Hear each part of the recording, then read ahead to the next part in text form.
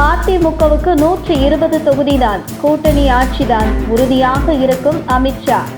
மத்திய உள்துறை அமைச்சர் அமித்ஷா தமிழகத்தில் கூட்டணி ஆட்சிதான், முதல்வராக அதிமுகவில் இருந்து ஒருவர் வருவார் என 3 முறை தெரிவித்துவிட்டார்.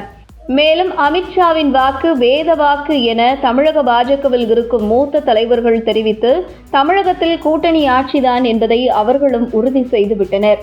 இந்த நிலையில் பாஜகவுக்கு ஆட்சியில் பங்கு கொடுக்க நாங்கள் என்ன ஏமாளியா என எடப்பாடி பழனிசாமி சமீபத்தில் பேசியதற்கு, நாங்கள் பாஜக யாரையும் ஏமாற்றாது, அதேபோல் பாஜக யாரிடமும் ஏமாறக்கூடிய கட்சியும் இல்லை என பாஜக முன்னாள் மாநில தலைவர் அண்ணாமலை விளக்கம் கொடுத்திருந்தார். இந்த நிலையில் தற்பொழுது எடப்பாடி பழனிசாமி நிகழ்ச்சி ஒன்றில் பேசுகையில், எடப்பாடி பழனிசாமி பாஜகவுடன் கூட்டணி வைத்துவிட்டார், பாஜக விழுங்கிவிடும் என்கின்றனர். எடப்பாடி பழனிசாமி என்ன புழுவா மீன் தின்பதற்கு என பேசிய பேச்சு மீண்டும் சர்ச்சையை ஏற்படுத்தியிருக்கிறது.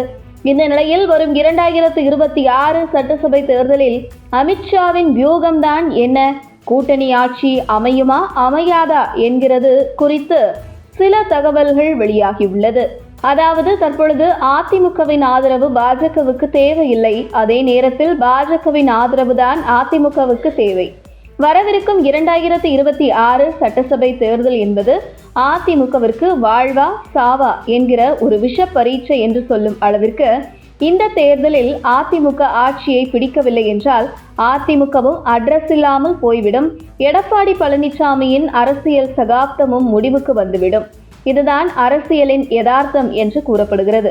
இந்த நிலையில் இதுவரை தமிழகத்தில் கூட்டணி ஆட்சி அமைந்ததில்லை. குறிப்பாக 2006 முதல் 2011 வரை 97 சட்டமன்ற உறுப்பினர்களை மட்டுமே வைத்திருந்த திமுக ஆட்சியில் பங்கு கொடுக்காமல் காங்கிரஸ் ஆதரவுடன் மைனாரிட்டி ஆட்சியை 5 வருடம் நடத்தி முடித்தது. இதற்கு காரணம் சோனியா காந்தி கொடுத்த ஆதரவுதான். ஆனால் தற்பொழுது கள நிலவரம் முற்றிலும் மாறியிருக்கிறது. யாரும் ஆட்சியில் அதிகாரத்தில் பங்கு கொடுக்காமல் எந்த ஒரு கட்சிக்கும் ஆதரவு கொடுக்கும் மனநிலையில் திமுக கூட்டணியில் இருக்கும் கட்சிகளும் இல்லை, அதிமுக கூட்டணியில் இருக்கும் கட்சிகளும் இல்லை. அந்த வகையில் அதிமுக வரும் 2026 சட்டசபை தேர்தலில் தனி மெஜாரிட்டி பெற்றுவிட்டால் கூட்டணி கட்சிகள் எதுவும் எடப்பாடியிடம் ஆட்சியில் பங்கு கேட்கப் போவது கிடையாது. ஆனால் அதிமுக மிக குறைந்த தொகுதிகளில் வெற்றி பெற்று ஆட்சி அமைப்பதற்கு கூட்டணி கட்சிகளின் ஆதரவு தேவை என்கிற ஒரு சூழல் வரும்பொழுது நிச்சயம் கூட்டணி கட்சிகள் அனைவருமே ஆட்சியில் பங்கு கொடுத்தால் மட்டுமே ஆதரவு கொடுப்பார்கள்.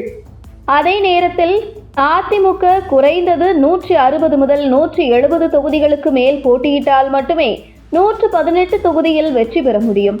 ஆனால் அதிமுக 120 முதல் 135 தொகுதிகளுக்குள் தான் வரும் தேர்தலில் அதிமுக போட்டியிடும் என்றும், மீதம் இருக்கும் 100 தொகுதிகளில் கூட்டணி கட்சிகள் போட்டியிடும் என்கின்ற தகவல் வெளியாகி இருக்கிறது. அப்படி இருக்கும் பொழுது அதிமுக 120 தொகுதிகளில் போட்டியிட்டு 118 தொகுதிகளில் பெற்று தனி மெஜாரிட்டியுடன் ஆட்சி அமைக்கக்கூடிய சூழல் தமிழக அரசியலில் இல்லை. ஆகையால் வரும் தேர்தலில் நிச்சயம் அதிமுக கூட்டணி வெற்றி பெற்றால் கூட்டணி ஆட்சிதான் என்பதில் அமித்ஷாவின் ராஜதந்திரம் உள்ளே அடங்கி இருக்கிறது என்கிறது அரசியல் வட்டாரங்கள்.